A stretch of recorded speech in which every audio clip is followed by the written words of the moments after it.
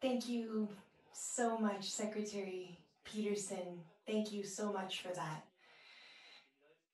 There have been so many activities that are going on. The agenda has been completely full, but it's wonderful to be able to collaborate among all of us here. I'm so glad that all of us have a space to present. Now, in this case that we wanted to start talking about here, we want to insist again on what Eric was saying in terms of origins and what TPP means, what the obligations are from that agreement. For the USMCA, TMAC, CUSMA, as it's known in the different countries, was confirmed in November 2018. Now, when we're talking about concepts of intellectual property, we can see how things have changed. We have the antecedent of the TPP, and the United States dropped out of that, so that kind of got stuck there in terms of coming into force. But the provisions there for intellectual property with regard to pharmaceutical questions are still not up to date. So those were suspended to talk about it in that way. We're talking about pharmaceutical innovation in terms of the USMCA. It is based on the TPP.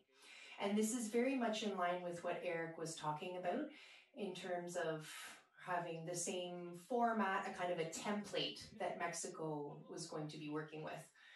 Therefore, when you have contact with a negotiator or someone who was directly related to that process, well, when they're talking about pharmaceutical innovation, they really are going to be referring to the technical discussions in the TPP.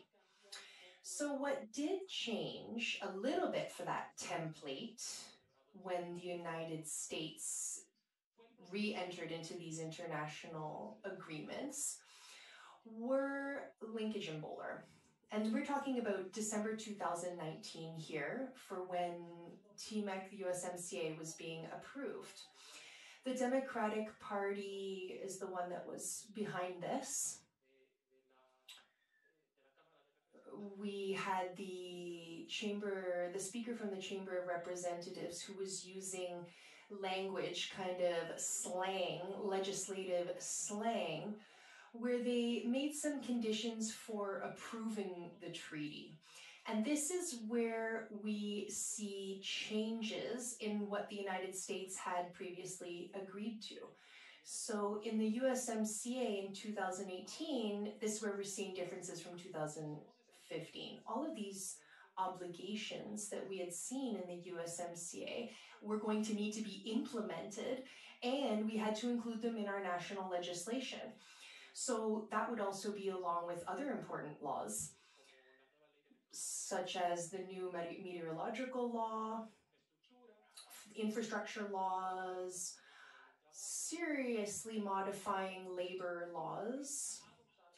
And so what happened here is that we were going to have to adopt a new industrial property law. From the first trimester of this year, there was quite a bit of legislative activity before COVID-19 really hit, where we were working on these legislations. And this even included things that had been included in the TPP and the TPAC, even though those agreements had been languishing for over a year. So in terms of industrial property, in terms of specifically talking about patents, we were going to see a new federal law for protecting industrial property.